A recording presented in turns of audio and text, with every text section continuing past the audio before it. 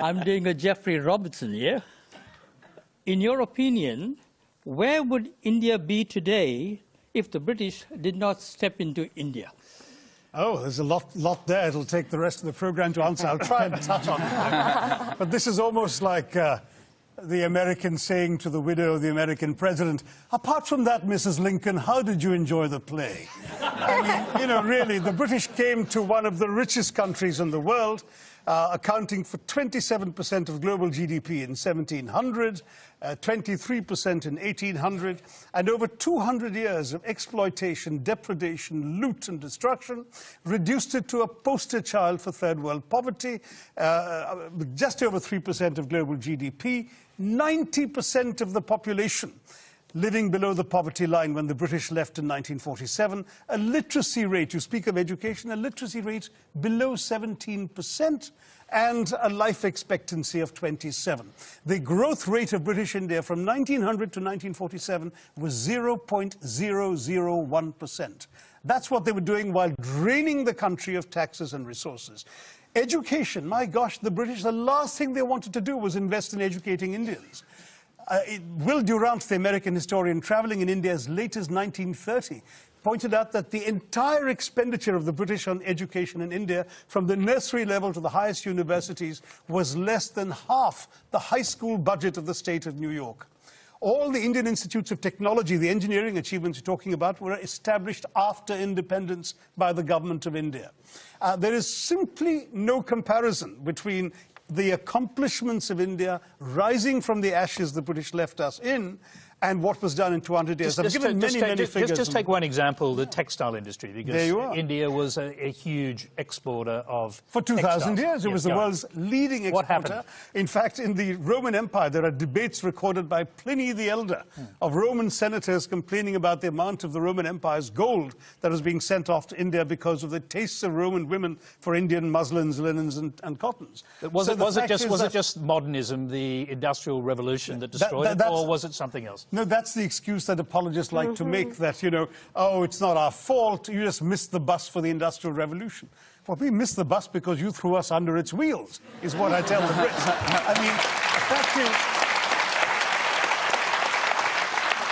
the fact is, in the name of free trade, the British came in and destroyed the free trade that had made India a leading exporter of textiles.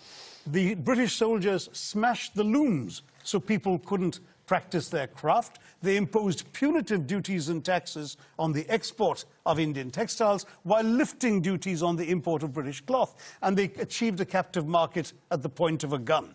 This is not exactly free trade, as you can imagine. Cities like Murshidabad and Dhaka in the subcontinent were depopulated. In one notorious incident, weavers had their thumbs cut off, so when the looms were repaired, they couldn't weave again. Textiles were systematically destroyed as an industry by the British. And that's only one example of many. Well, I'm going to quickly go back to, and I'm just wondering, have young Brits come to terms with their colonial past? No, we haven't at all. Young Brits of every class have no idea about our colonial past, and that is being deliberately done. We are deliberately denied or, you know, kept away from education about the graphic facts of what the British did around the world, you know, including in this country, to the people of this country. The crimes of the British and the crimes that we committed and that were done in our names over 400 years of pillaging conquest is something that we don't like to think about, and yet it is everywhere in modern British history. When people talk about Brexit, it's stunning to me that if you ask British people who voted for Brexit what their major fear is, their fear is that people will come to our country and take our things. And that's exactly, like, you know, why? Yeah. I just can't.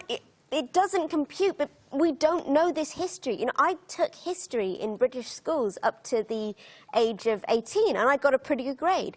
And You never learned a line of colonial history, did you? Well, almost everything that you have just said, I learned from your book.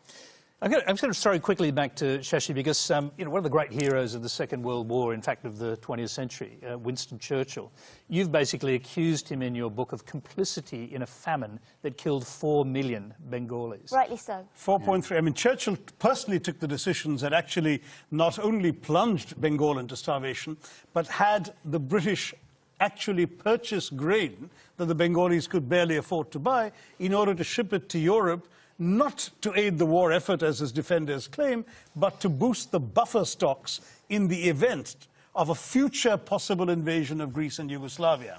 People started dying, and Churchill said, well, it's all their fault anyway for breeding like rabbits. He said, I hate the Indians. They're a beastly people with a beastly religion.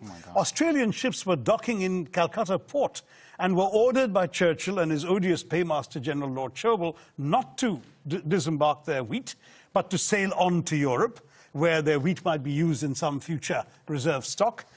On top of that, when conscience-stricken British officials... Yes, I was going to say, did Churchill know people were dying? Yes, conscience-stricken British officials are constantly sending memoranda to the Prime Minister personally, because it was his decision, saying that people were dying literally on the streets, and all Churchill could bring himself to do was write peevishly on the side of the file, why hasn't Gandhi died yet? Wow. And this is the man the British want us to hail as an apostle of freedom and democracy, when he has as much blood on his hands as some of the worst genocidal dictators of the 20th century.